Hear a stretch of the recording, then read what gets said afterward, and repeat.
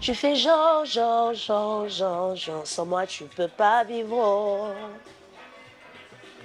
Tu fais genre, genre, genre, genre, genre, je suis ton terminus. Je suis l'artiste Hilary. Voilà, j'ai débuté ma carrière, maintenant ça fait 3 ans, bien compté. Et au bout de ces 3 ans, j'ai fait sortir plusieurs singles. Aujourd'hui, j'ai fait un album. Voilà.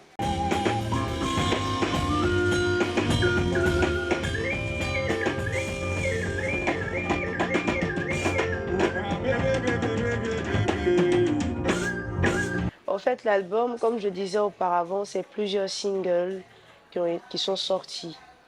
On a eu 6 singles qui sont sortis au bout de 2 ans.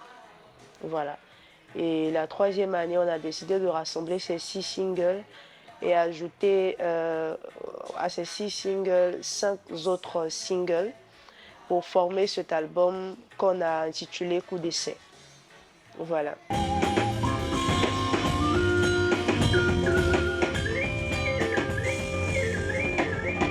Coup d'essai, pourquoi? Parce que c'est vraiment une première pour moi déjà en tant qu'artiste.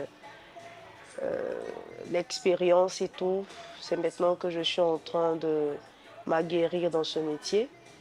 Donc je ne maîtrisais pas auparavant tout ce qu'il y avait dans ces alentours-là de la musique. Et c'est maintenant que je suis en train d'apprendre. Donc j'ai décidé d'intituler cet album Coup d'essai.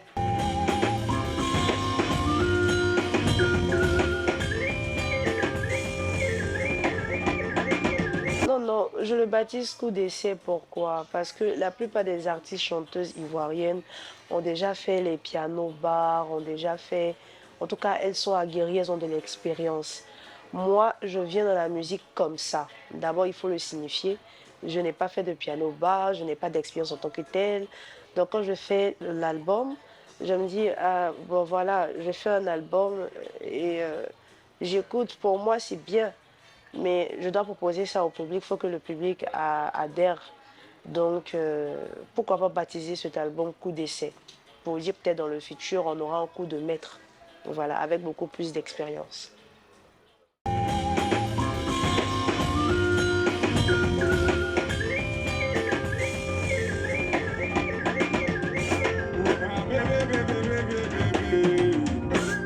Franchement, je me dis que je pense déjà que c'est un début. Pour moi, c'est pas un exploit, mais c'est un début. Et je pense que j'ai beaucoup plus à donner, à offrir les jours à venir.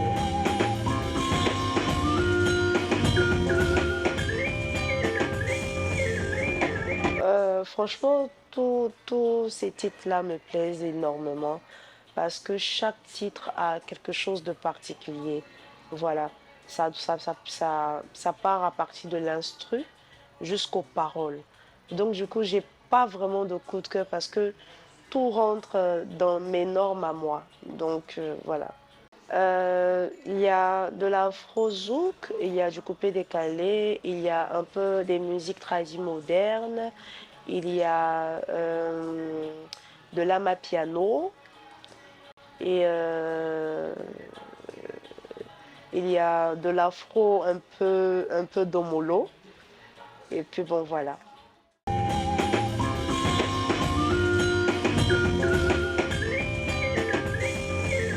Bah, déjà, si je dois retracer ce parcours-là, je dirais que c'est un parcours rempli d'embuscades, mais j'arrive quand même à sortir la tête de l'eau.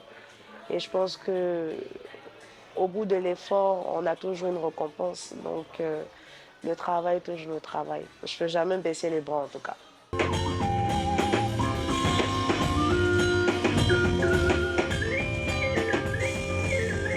Bah, moi, j'écoute beaucoup le rétro.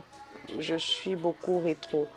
Donc, quand je pars dans la musique ivoirienne rétro, il y a Joël C, il y a Rutondé, il y a Maman Chantal Taïba avec qui j'ai fait le remix de Matiko. Euh, il y a Maté et toutes ces grandes stars-là. Et quand je reviens un peu aux musiques de maintenant, il y a José qui chante, José Priscille qui chante super bien. Et puis bon, voilà.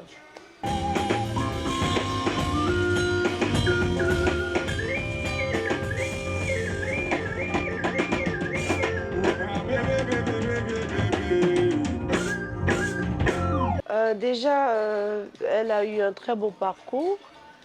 On l'a suivie depuis sa chanson Bébé, tu me saoules.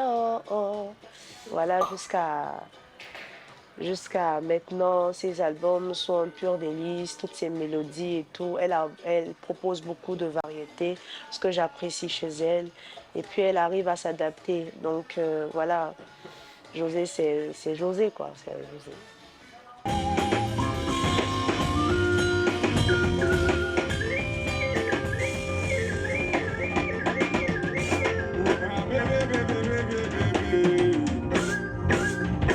Non, il n'y a pas de comparaison vraiment à faire. Parce que déjà, ce sont deux personnes très différentes côté voix. Chacune a son grain de voix, chacune a son... Et en plus, non seulement côté voix, elles sont différentes, mais elles ne font pas encore le même genre musical. On pouvait mettre une comparaison s'il y avait question du même genre musical. Mais il n'est pas question ici d'un même genre musical, donc il n'y a pas de comparaison. Chacune fait et chacune est bien dans son domaine. Voilà.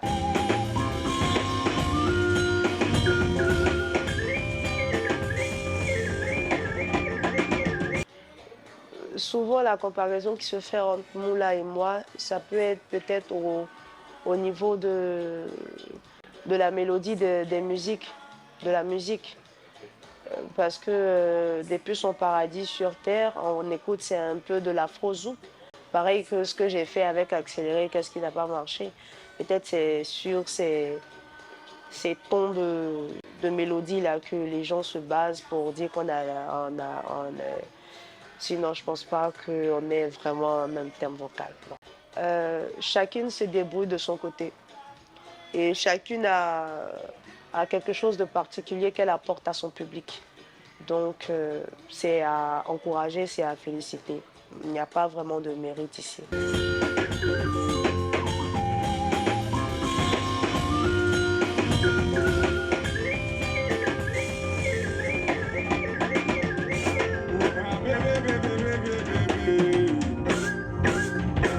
Ah non, en fait, cette question, c'est pas moi de répondre parce que moi, je dirais non. Mais c'est peut-être, on va dire, à mon entourage de répondre à cette question. Mais je pense pas que je sois, dans la vie courante, une séductrice ou une ambitieuse, non.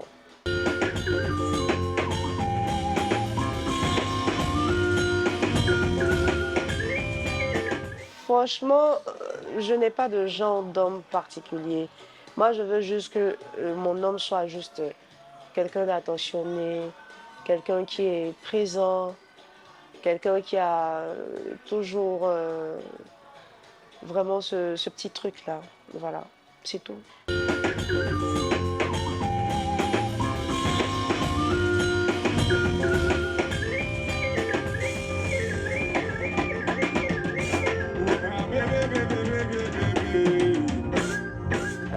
Moi, je vais simplement dire que ça allait être bien que les deux s'entendent pour faire un remix de ce son-là parce que c'est un son qui est vraiment intéressant et dénaturer cette musique comme ça à cause d'un malentendu, je pense pas que ça avait vraiment lieu d'être.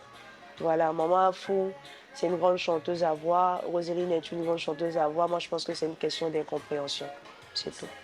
Si elles s'étaient compris et qu'elles s'étaient mises ensemble, ça allait faire un truc de haut. Ah, j'ose même pas imaginer.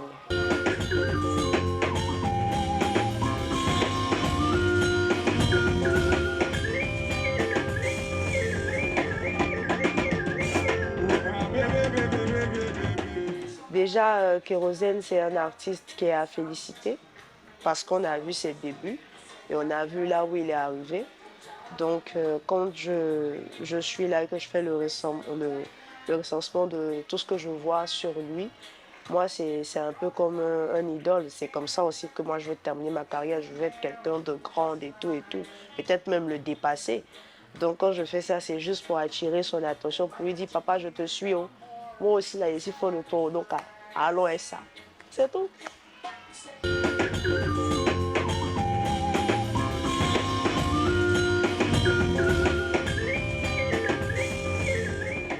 Dans 5 ans déjà, je pense que dans 5 ans, je serai, on va dire, la plus grande femme artiste entrepreneur. Voilà, on va dire ça comme ça.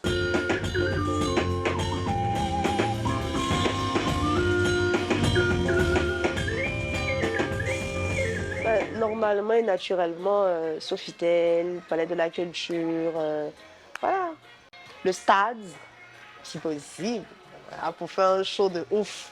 Ouais. Un show vraiment, un show inédit, un show du jamais vu au fait, avec les effets spéciaux, les trucs de malade, les chorégraphies de dingo où on se retrouve, les danseurs se retrouvent dans les gradins avec le public. Ça fait un truc. Genre, franchement, j'ai beaucoup à vous apporter.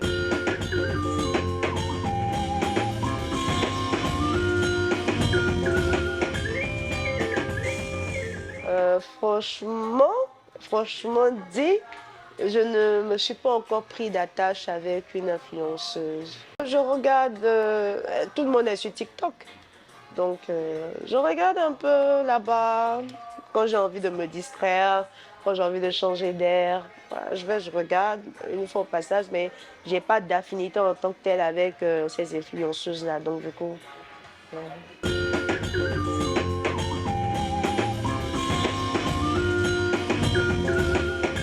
moi, spécialement, je vais rien choisir. Hein. Si c'est moi seule, je vais rien choisir carrément. Moi, je vais juste pour regarder comme ça, je suis pas trop Internet. Voilà, mais bon, vu que je vais vraiment faire un choix, je vais prendre Instagram parce que je trouve que c'est beaucoup plus structuré. N'importe qui ne se fait pas pour faire n'importe quoi et n'importe comment. Donc, voilà. Je ne suis pas réseaux sociaux, mais étant donné que la musique d'aujourd'hui passe sur TikTok, c'est comme si c'est TikTok maintenant qui est celui-là qui va mettre le cachet sur ta musique pour que ta musique puisse percer. Donc, du coup, tu es obligé de te mettre dans le bain. Voilà. Sinon, je ne suis pas vraiment réseaux sociaux. Donc, je fais l'effort de me mettre dans le bain pour que ça puisse rouler et tout. Parce que je sais aussi que je propose je propose une musique qui est bonne, je propose des paroles qui sont bien, juste que les gens n'ont pas tendance souvent à prêter l'attention, c'est tout. Ils aiment que des conneries, que des bêtises. Donc, est-ce qu'il y a un challenge, c'est probable pour le mettre sur TikTok? on a déjà mis un challenge sur TikTok avec le titre Enfant béni. On a commencé à faire des challenges par-ci par-là.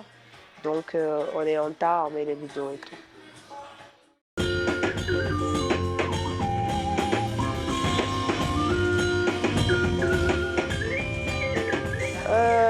Je prends Roseline Layo, pourquoi? Parce qu'elle est carrément dans le truc du zouglou. Et quand j'ai cité les catégories de musique que je proposais sur mon album, il n'y avait pas de zouglou. Donc pourquoi pas aller tester un peu là-bas pour voir ce que ça donne. Et puis en deuxième position, je ne veux pas prendre une artiste qui a un peu le même grain de voix que moi. Je veux quelqu'un qui a un grain de voix vraiment un peu différent. Parce que si je prends quelqu'un qui a le même grain de voix que moi et qu'on fait une chanson, ça sera trop monotone. Moi, je peux m'adapter, mais les personnes, je ne sais pas si elles peuvent s'adapter. Donc, Roseline Layo et puis la grande sœur à Blaka, donc Dobé Niaoré.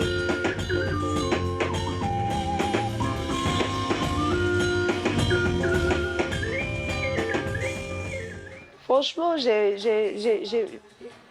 sais pas, mais je me suis lancée comme ça. J'ai pas vraiment eu de point déclencheur en fait. Mon prod, il vient, il me propose quelque chose. D'abord, c'est même pas moi qui l'a proposé. Il a demandé. Et moi, je n'ai fait que profiter du moment T, de l'instant présent en fait. Parce que c'est un truc que j'aime depuis que je suis petite. Et j'étais toujours dans les trucs de danse, musique, me familiariser un peu, mais j'étais plus dans le côté danse. Voilà, donc quand il me fait la proposition, vu que c'est quelque chose que j'aime, automatiquement, moi, je me lance dedans. Sinon, il n'y a pas vraiment eu de point déclencheur, hein, non.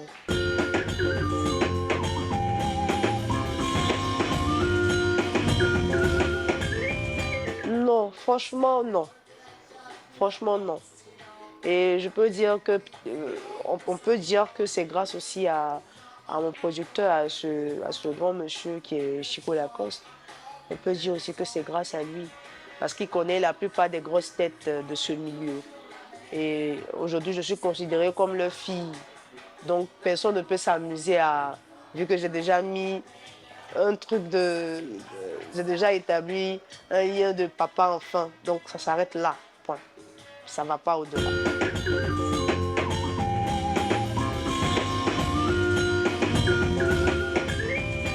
Déjà, il faut préciser que Eza Mafoko, c'était vraiment un gentil, un homme gentil, quelqu'un de vraiment bien, quelqu'un de passionné par ce qu'il fait. Et son décès vraiment m'a touchée. Parce que la veille, je pense aux environs de 3 heures, il a fait un statut où il était en train de manger tout souriant. Donc on dort tranquillement, matin on se réveille, on dit le gars il est décédé, automatiquement tu es choqué. Parce que la veille, tu vois qu'il était en compagnie de certaines personnes en train de manger et tout. Donc comment la mort peut surprendre quelqu'un comme ça de là à là et en quelques minutes, c'est normal que ça choque. Voilà, sinon Eza, franchement, ce que moi je retiens de lui, c'était un garçon hyper gentil, un garçon social et un garçon qui était surtout très passionné par ce qu'il faisait. Franchement, je sais de quoi je parle. Vraiment. Tu fais genre, t'es fort de moi, oh. Tu fais genre, sans moi tu peux pas vivre, oh. Tu fais genre, je suis ton terminus. Et je vais revenir, mais tu comptes sur quoi? Tu comptes sur quoi même qui t'a blagué? Je vais revenir, mais tu comptes sur quoi? Tu comptes sur quoi même ou bien sur ton fort amour là? Toujours pas le temps pour moi. Tu n'es qu'un mec égoïste. Tu ne penses qu'à toi seul. Les autres n'ont pas d'importance. C'est toi qui prétends m'aimer. Pourtant l'amour c'est pas les paroles. Tu passes ton temps à me tromper, même avec mes copines.